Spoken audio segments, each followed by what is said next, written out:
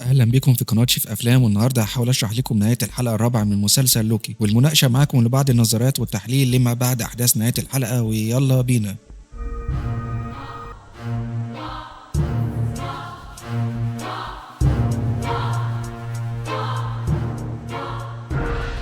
طبعا نهايه الحلقه الرابعه من مسلسل لوكي عملت شويه جدل كده ولخبطه، وده طبعا بسبب اننا شفنا فيكتور تايملي بيتحول لسباكيتي وهو داخل من باب الاشعاع، وثانيا عشان خطه انقاذ التي في اي فشلت، والمفترض اننا شفنا التي في اي زي هتتدمر من الاشعاع، وده بسبب ان جهاز اللوم ما قدرش يستحمل الضغط الزياده اللي حصل عليه من التفرعات الزمنيه. والنقطه الاولى اللي هتكلم معاكم فيها اننا لاول مره بنشوف مارفل بتقفل نهايه اي عمل ليها سواء فيلم او مسلسل بشاشه سوداء بالشكل ده، واعتقد هنا ده حصل عشان يورينا انه فعلا كل الواقع للخطوط الزمنيه اتدمرت وبيوصلوا لنقطة الظلام أو الصفر قبل ما يحصل البيج بانج أو نظرية الانفجار العظيم. واللي ما يعرفش النظرية دي بتقول باختصار دون طبعا الدخول في تفاصيل علمية إنه حصل انفجار عظيم أدى لنشأة الكون، واتكونت من بعدها كل حاجة من المجرات والنجوم والكواكب، وده على فكرة شفنا زيه في مسلسل لوكي الموسم الأول. فهو في الفيديو ده جاب شكل البيج بانج هنا، وكل حاجة بتتجمع في نقطة واحدة، بعدين النقطة دي بتنفجر عشان تكون كل حاجة بنشوفها في الكون. فلما جهاز اللوم بتاع تي في اتدمر كده مفترض محى كل حاجة وبيرجع كل حاجة لنقطة الصفر، حاجه كده زي ريستارت للسيستم، لكن بيحصل البيج بانج والسيستم بيرجع يشتغل تاني. فاكيد هنشوف حاجات كتير بتتغير في الخطوط والتفرعات الزمنيه. وملاحظه صغيره كده مارفل عملتها في صفحه البروفايل الرسمي لمسلسل لوكي على الانستجرام، مسحوا كل البوستات اللي كانوا منزلينها عن المسلسل، وده بعد الحلقه الرابعه، ودي حركه كده عشان يقول لك برضه ان كل التايم لاين اتمسح بعد الانفجار، حتى صفحه انستا اتمسحت اهي، ودي كده حركه طبعا تسويه حلوه منهم. نيجي بعد النقطه الثانيه الاهم واللي فيها تساؤل، هو فيكتور تايملي كده مات ولا ايه؟ والاجابه على حسب فهمي هتكون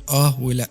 هتقول لي ازاي؟ هقول لك فيكتور دخل من الباب وتحول فعلا لسباكيتي ومات، تمام كده. لكن لو تلاحظ معايا في المشهد ده بنشوف خروج الهاله الزمنيه بتاعته، وده معناه ان اندمجت او انتشرت مع اللي حصل من الانفجار الاشعاعي، يعني بيحصل لها اندماج بشكل ما مع المالتيفيرس كله. وانتشار هاله فيكتور مع الاشعاع في الزمان والمكان ده يخليها توصل ان الهاله الزمنيه بتاعت فيكتور هي هتبقى السبب الرئيسي في وجود وظهور متغيرين الكانج كلهم، ويبقى في عدد لا نهائي من الكانج، زي كده ما شفنا الكانج كونسول او المجلس الكانج. لو فاكر معايا في فيلم مان كوانتوم مانيا ليه مشهدين بعد نهايه التتر، كان واحد فيهم لمجلس الكانج ومشهد لفيكتور تايملي من مسلسل لوكي. وانا هنا شايف ان ترتيب الزمني للاحداث دي هيبقى فيكتور تايملي الاول، بعدين انفجار الاشعاع الزمني في التي في اي، بعدين بيجي مجلس الكانج، عشان دي حاجه كده زي مقدره انها تحصل، واللي هي حرب المالتيفيرس او حروب العوالم الموازيه. وبرده فيها بيحصل حرب بين هو ريمينز وباقي الكانج، واللي فيه هو ريمينز بينتصر عليهم عشان كان روض الوحش الايوس. فكده دي زي دوره زمنيه لازم هتحصل.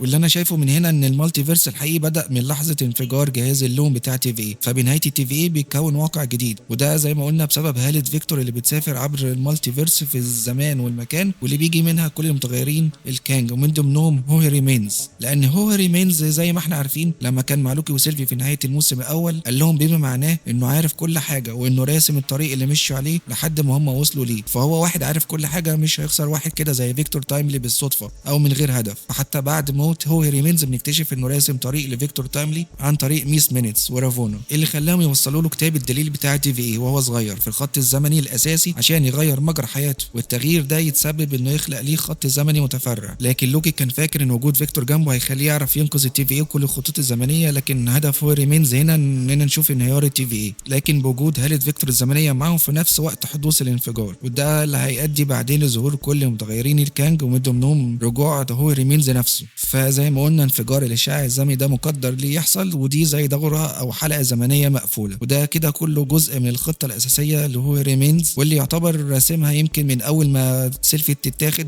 من اسجارد وهي صغيره، لانها تبقى عايزه تنتقم من التي في اي وبالتالي تتسبب في موته، واللي بيؤدي لظهور التفرعات الزمنيه زي ما قال هنا اوبي بالظبط في الحلقه الرابعه وهو واقف معاه. وهروب لوكي من الافنجرز بعد احداث معركه نيويورك 2012، واللي بهروبه بيحول لوكي لمتغير لانه ما كانش مقدر ليه الهرب، وبالتالي يبقى لاعب رئيسي كده في خطه هو ريمينز. حاجه تانية شراكه اوبي وفيكتور. طبعا في الحلقه شفنا ان فيكتور بيعجب باوبي عشان هو اللي كتب كتاب التي في اي، لكن اوبي بيعرفنا انه اتعلم كل حاجه من عالم في القرن ال19 اللي هو فيكتور تايملي. عشان كده انا شايف ان فيكتور لازم هيرجع تاني بشكل ما، لان لو ما رجعش الخط الزمني بتاعه في القرن ال19 وما نشرش ابحاثه العلميه، اوبي مش هيبقى عنده العلم بتاعه اللي يخليه يعرف يكتب كتاب التي في اي، لان الاثنين مرتبطين ببعض حلقه زمنيه مقفوله. فلو ما فيش فيكتور ما فيش دماغ اوبي، وزي ما اوبي قال في الحلقه الرابعه جمله زي تعبان بياكل ديله، واللي هو معنى كلمة اوروبوروس اللي هو بما معناه حلقة زمنية مقفولة بتلف حوالين نفسها او بتاكل في نفسها. بس فيكتور هيرجع تاني ازاي دي طبعا ممكن مع الحلقات هنشوفها. وعلى فكرة الممثل جوناثان مايرز ممثل شخصية كانج مفترض ظهوره في المسلسل ل3 حلقات، وهو كده طلع في 2، ففاضل حلقة ليه هيظهر فيها، لكن كفيكتور تايملي او كهوري مينز او ممكن بشخصية تانية زي كان كونكور لسه هنشوف. وحاجة كده من التريلرز بتاعت مسلسل لوكي كنا بنشوفه بيحصل ليه تايم سليبنج تاني او انزلاق في الزمن، كنا بنشوفه بيرجع لمكان بيبيع الجيت سكي، فاكيد لما لوكي يرجع تاني للماضي هيحاول يلاقي طريقة يصلح او ينقذ بيها اللي حصل مع تي في اي في المستقبل. وبرده تحليلي هنا ان ممكن موظفين التي في اي في لحظة الانفجار يقدروا يهربوا من خلال فتح بوابات زمنية ويروحوا لاي مكان في خط زمني، او الانفجار ده هيؤدي ان كل واحد فيهم ممكن يرجع لحياته الطبيعية فيما قبل تي في اي. عشان كده يمكن بنشوف لوكي واقف قدام مول قدامه جيت سكي، وممكن هنا نشوف موبيوس وهو يبيع او شغال في الجيت سكي. ممكن نشوف لوكي بنفسه يحاول يجمع موظفين التي في اي تاني عشان يساعدوه في انقاذ التي في اي، ونكتشف ان لوكي هو اللي اخد موبيوس من حياته العاديه للتي في اي مش هوري مينز. ودي نظريه خاصه بيا انا حاسسها ممكن تبقى صح، بس في النهايه كل ده تحليل الاحداث وتوقعات ممكن تبقى صح او غلط، في اي حاجه فيها لعب في الزمن ما فيهوش حاجه متوقعه. وزي ما ايرون مان قال